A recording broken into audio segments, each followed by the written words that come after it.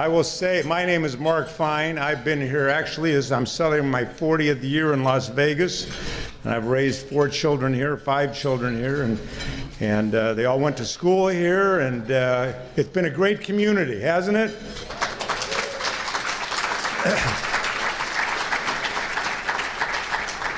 So don't screw it up.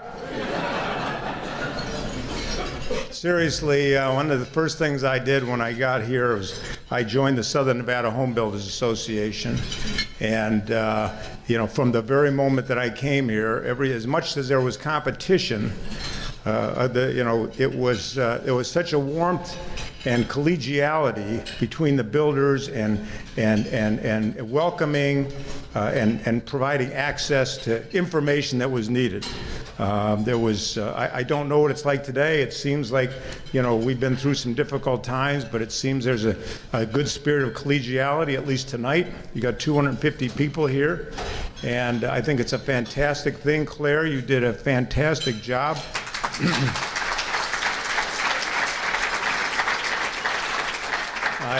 I said, if Tony Marnell and Tito Tiberti and Ray Landry and Larry Canarelli are going to be here, I would not miss it, because there's a lot of information here. There's a lot of homes built, a lot of hotels built, a lot of things have been done, and we all luckily have had a front row seat. So I'm going to just open up a couple of comments. First of all, I just want to say a lot has happened here, as you may have known, over the last 40 years. In the 70s and 80s, we were trying to decide what we wanted to be when we grew up. The Strip was unrecognizable by today's standards. Not to mention, we were facing many storm clouds in those days. Gaming being approved in Atlantic City, we thought that was the death knell. A lack of capital. You couldn't borrow money to build hotels and get capital to build homes here back in those days. It was with the help of some local banks, they were able to provide the capital to keep us going and keep us growing. But it was always a challenge getting money.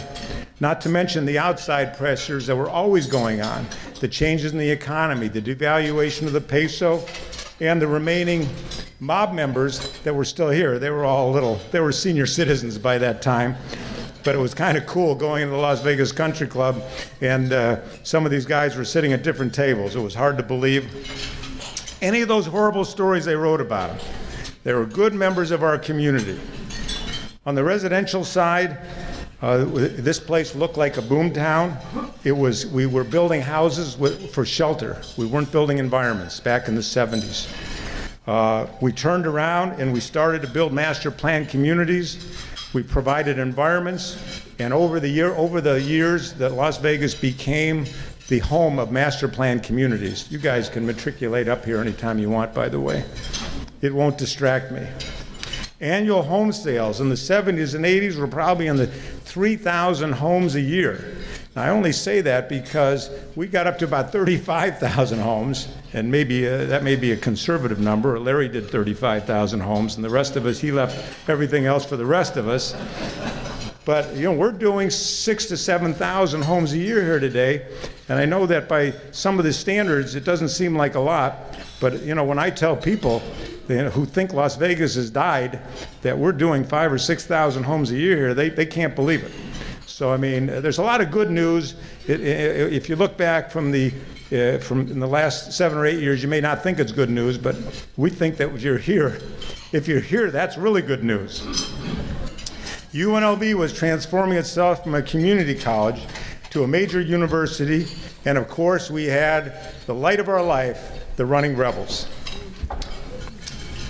It's interesting that what we considered our competition and our threat back in the 70s, 80s became the springboard for the transformation of the Las Vegas Strip. In the late 80s, Steve Wynn sold his Atlantic City Golden Nugget and used the money, along with Tony Marnell, who designed it and built it for him, to reinvent Las Vegas and built a 3,000-room destination resort called the Mirage, which everybody said would never make it. And the rest is history. For the next 20 years, we built the 20 largest hotels in the world, which which drove the growth of the Las Vegas community off the charts. Money was always, which was always hard to get, started flowing to build these mega structures. From the junk bonds when we started in the 80s, in the early 90s, then all of a sudden we became creditworthy. Probably our biggest problem. We became creditworthy, and all of a sudden everybody wanted to lend us, and we're building all these things that weren't needed. But eventually they will be needed. We have gone from we went from a market-driven economy to a finance-driven economy, which led to overbuilding in all the major sectors, from which we are just beginning to recover. The gentlemen on this panel were here for every phase of our history, dating back to the mid-'70s. None of them will admit to being here before that. They will try and share some experiences, mistakes made, lessons learned, not to mention some of their great successes.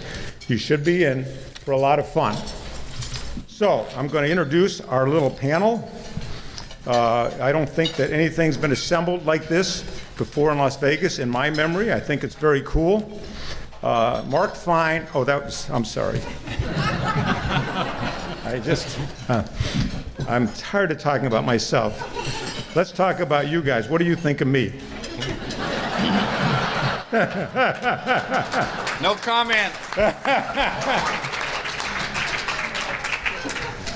Larry Canarelli was the founder of American West Homes.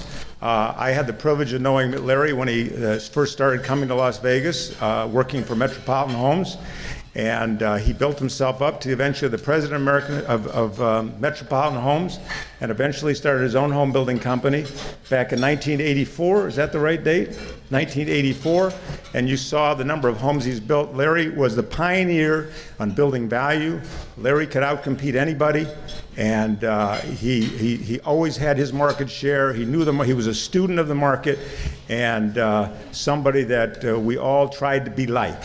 But Larry is a fantastic. He's given back to the community. The only thing against him is he went to USC. Oh, wait a minute. How many guys in this panel went to USC?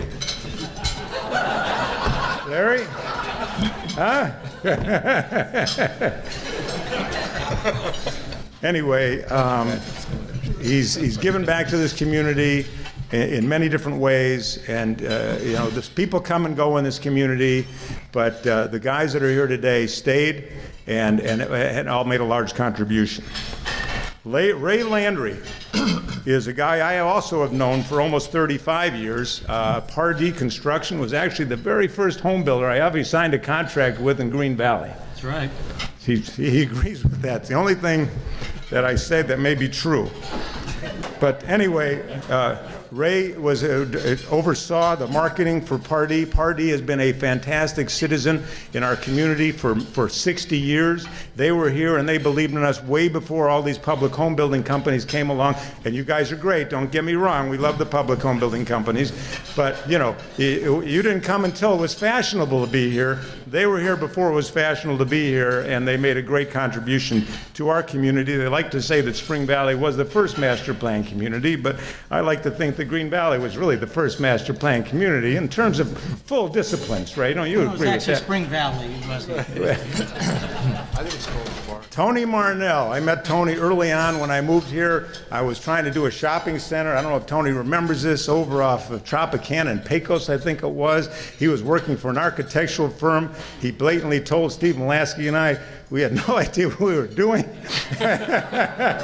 We took his advice, and we didn't do the shopping center, and he went on to be maybe one of the most successful guys in Las Vegas. He was the go-to guy for every hotel when they had a project. In those days, they told Tony the concept, and he went out and built it and delivered it in the time that three committees would decide that they're going to do it. These public companies today, you sit with, they're nothing but committee meetings. But Tony got it done. He built his own hotels. He put his money where his mouth was, but he was also the man to see when it came to hotel construction. Who did I leave out? Oh, Tito Tiberti. Tito.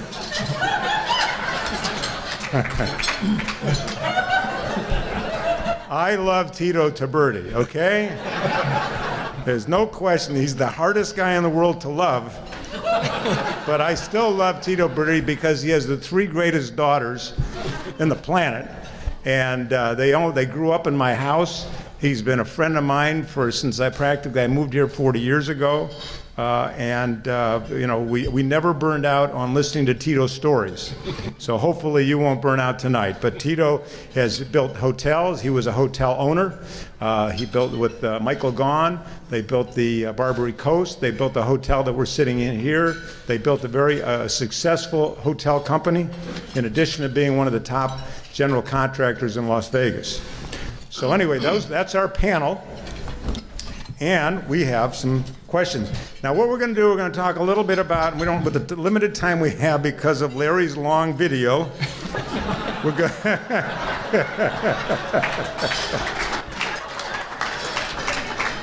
we're going to talk about the past 40 years a little bit. We're going to get some viewpoints. I really want to get some viewpoints for everybody here about where you think things are going today, okay? So we're going to cover that later. And then on your table, there are bios of everybody, a more complete and accurate bio than I gave. But in addition to that, there's a questionnaire that if you want to ask a question, that question will be, please submit it. It'll be processed by the Executive Committee of the Southern Nevada Homebuilders and edited, and hopefully it'll sound semi-intelligent.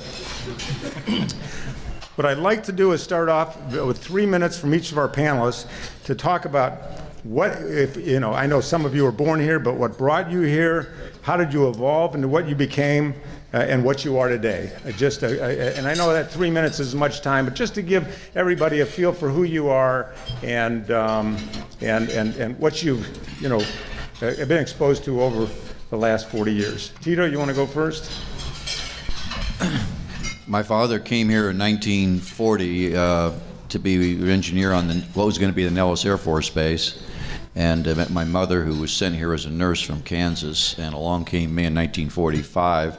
So nobody had much of a chance to say we were going to be here. There was 8,000 people when he came, and I think there was 10 or 12,000 when I was born. So I had to go to work with him all the time and get out of the hair. I'm the oldest of 6 children, so I've been around construction since can't remember 4 or 5 years old. And then I went to a few casinos with my friends, and I was one of the few people that was very lucky and knew that what I wanted to do was be a casino owner, build a casino, build buildings, and didn't know anything else. Went to USC, came back, and here I am today, and real successful only because we were in Las Vegas and it went from 10,000 to 2 million. So how could you miss? Great. I had the good fortune of working for a home builder in Beverly Hills. I thought I was doing great. I was living in Manhattan Beach. My life was good, and then I got sent to Las Vegas.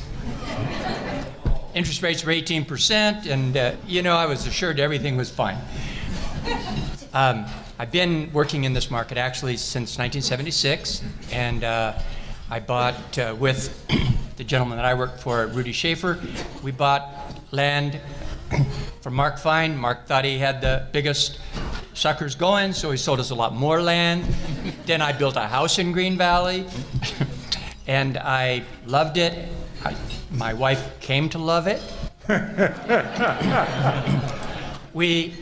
She allowed me the risk of leaving the public sector and forming my own company in 1984. I've always loved Las Vegas. The first time I ever came here in 1976 with the builder, I knew then I could put my arms around this island, and I couldn't wait really to be transferred here. And once I knew I was going to build my own company. 1984, I had the good fortune of forming American West. Mark Fine had some key senior people that he allowed me to steal. And Leslie Boucher is that key one, and she's here tonight. And along with the 30 years later, other senior people with American West who've been with me and the company as we built the 16,000 houses. It's been a real wonderful trip, and I love this city. I love the people in it, and I've always loved what I do. So I hope I'm still at it here, and I have 4,000 homes that I'm still going to build in this town, and maybe 70th anniversary, Mark. We can come back. You will be the MC. I'm coming back. Tony, what do you have to say? Let's see. My father came here in 1951 as a bricklayer to work on the original Sands Hotel. I was born in '49 in Riverside, California. And in '53, the company that he was working for decided to open up a masonry office here, Don Olson Construction. I grew up here. I knew Tito. My dad worked for Tiberti Construction, did a lot of masonry. Met Tito when we were kids. He was older than I was, so. Why'd you go in a competition? Why'd you go in a competition against them? And then? smarter, and smarter. I grew up for a masonry contractor family. We grew up in College Park in a Party Phillips home in North Las Vegas. I had a wonderful childhood here, got a great education in the public school system here. Every summer, every Christmas, that's the way it was in those days, I worked in the field with my dad and loved it, by the way. It was not a penalty. You know, I was able to be a part of the great American dream. My father went to the 9th grade and instilled in us, you got to go to school, you got to go to school, and they worked really, really hard to send us to school.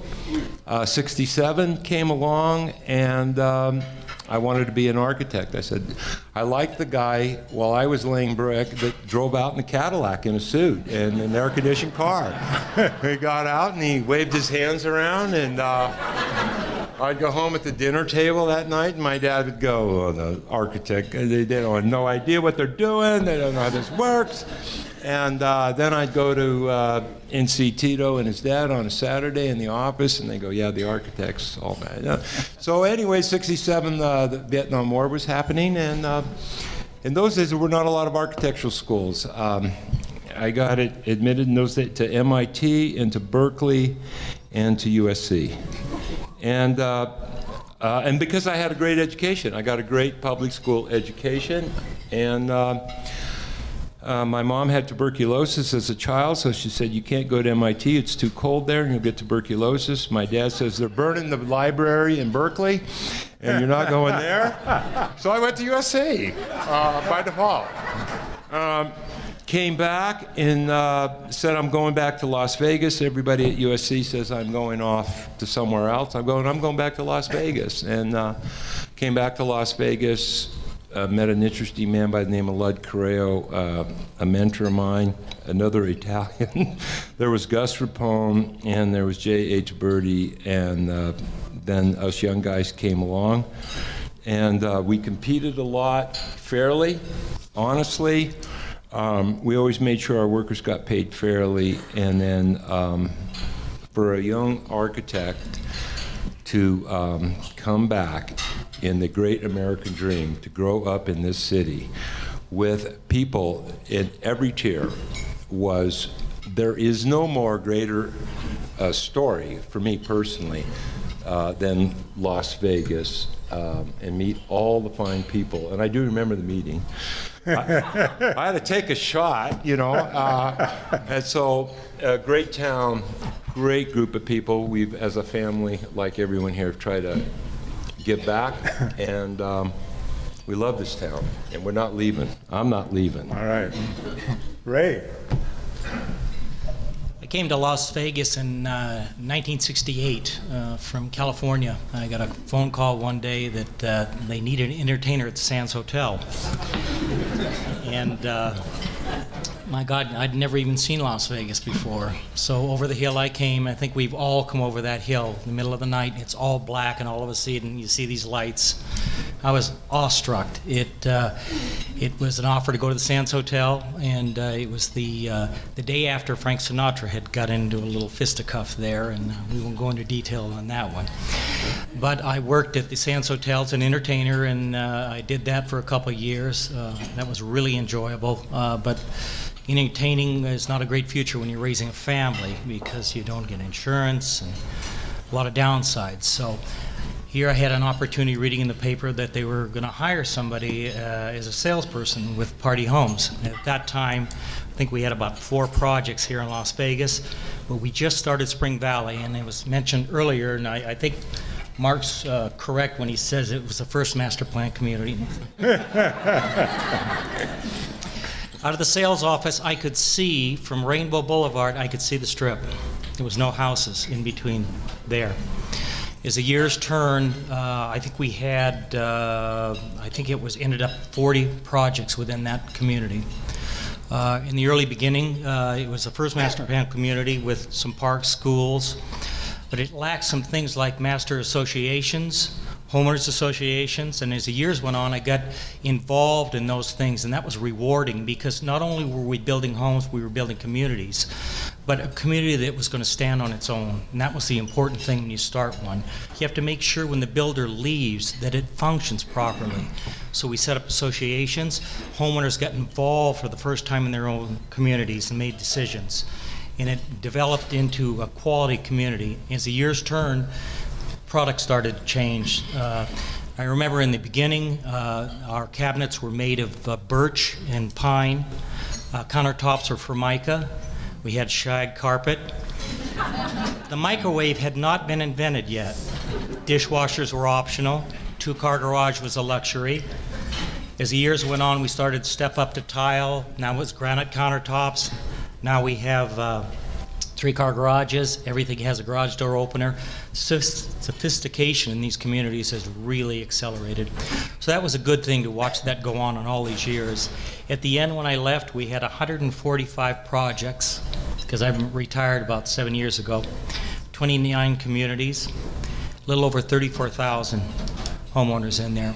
It was a great thrill at the end of the evening to drive home and drive through the communities and see the people living in those homes. And it's been a great career, and I can thank Pardee and Las Vegas for that. And it was a good career. Well, thanks, Ray, for that insight. I know how much you must love homeowners. You're the only guy who ever talks endearingly about homeowners association. I mean, weren't you all wondering, like, really liked homeowners associations? Do you have a life? That's why I'm retired. I'll be honest, when I sold property to Pardee, the first property, they would not sign anything that would include a homeowners association. They are not good. I'm going to throw a question out here, and anybody who wants to tackle this, take a couple of minutes, and a couple of you may have different perspectives. But the question is, if you could go back in time, what would you have done differently over your career? Now, you can ad-lib and kind of mold that question to what it wants to be, but what you want it to be. So, Tony, you want to go? I saw you're chomping at the bit to go first. I would have probably spent a lot less money on whiskey and cars and bought a lot more land earlier in my career. I think that's perfect. It's the truth. That's perfect. And would you have bought land at the top of the market or the bottom of the market? I would have bought it at any price. So I go back 40 years ago and look around. 40 years. Yeah, 30 years. I got a good story about that. 20 years. Who wants to go second? Anybody else having a comment on that? I'm just glad he didn't, so that American West could buy it all.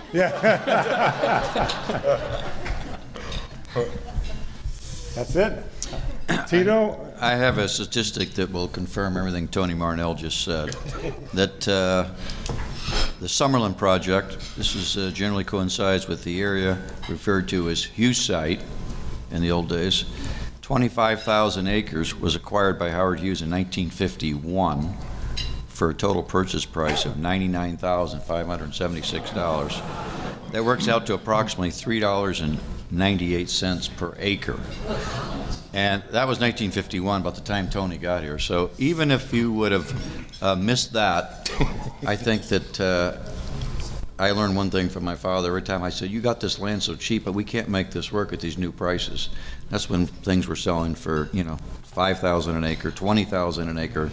The other day, I offered a guy $16 a square foot for a corner that doesn't have anything, and he says, "Are you crazy? I'm not selling this at half price." So it never ends. Right, so Tony's right. It doesn't end. And I'll just add 2 words to what you guys say, and I tell my kids this all the time. It's called no debt. There was 2. When people want to lend you money, they're not your friend, okay? They may tell you you're a friend. Any bankers here tonight? There are. But they are not your friend when the tide turns. I can promise you that. No debt or very little debt. Be conservative. Mark, Tony is 2 Italian sons of guys that came out of the Depression and came from someplace else with nothing. Terra firma means you own this piece of land and you pay for it. And I had the hardest time trying to get my father to say we can reach out and the bank and a loan just petrified this guy because we had to have cash for bonds for building construction projects. And so I was always trying to leverage. And when I leveraged his house and his life insurance policy for my mother, that was the end of my whole day of leveraging. He said, "You're not doing this. This is where we sleep, and your mother's going to be taken care of when I go." This idea of USC finance leveraging is over with, so we're back to cash. All right. Which of your projects was the toughest and yet the most rewarding, and why? Bum, bum, bum, bum, bum, bum, bum, bum. Oh, sorry. Take your time. You want to pass over that question and come back to it later? Well, I have to say, I don't know. I've had a lot of great successes, but I have to say one thing. Sitting here tonight, it's very interesting. I tried to buy the 80 acres just west of here, where Southwest Gas had their repair facility, and I was telling a couple of people what I was trying to do, and they went out and bought it. So I learned to shut my mouth, and they divided it up and made a lot of money. So I circled around this property for 9 years. And Mary Christensen had a little teeny house in the middle of this 80, actually it's 80 acres, but gross net 74. And she died, and there was an estate sale downtown at FIB Bank. And I told my dad I was going to go down and buy this auction, and it was all cash. And he said, "No, we don't have that money to do that." And I said, "Okay." Got in the car and drove down there, and Las Vegas Paving, Bob Mendenhall was there, and the 2 Domaney brothers and myself, and then somebody from LA, and there was 5 of us, and I think I paid like $790,000 cash, which we didn't have. And I went downstairs to Reno Fruza at the branch and said, "I want to borrow $250,000 for a down payment." And he says, "Well, your dad's going to have to come in." I said, "No, he doesn't know we've done this yet." He said. So the long and short of it, we bought this property, and then one day we were struggling, and we had it all paid for and put in the curb and gutters and stuff. And one day the Coast Properties, who was Michael Gahn and myself and Jerry Herbst, and said, "Geez, we could build a big hotel here." So we were doing it, and then I took all the construction money, and we were building without financing because we were too smart. We were going to get it later. And when we got into this thing, about $30 million in cash, and there was no financing, I could see there was about 2 months left before the jig was up. And the steel came, and I walked my father around just the structural steel. It's 200,000 feet in this basement, and there's 200,000 feet on the ground floor, and there's 200,000 feet up here. And he says, "I think you've buried us here. What are you doing?" And I said, "No, this is going to work." He says, "We're out in the middle of nowhere."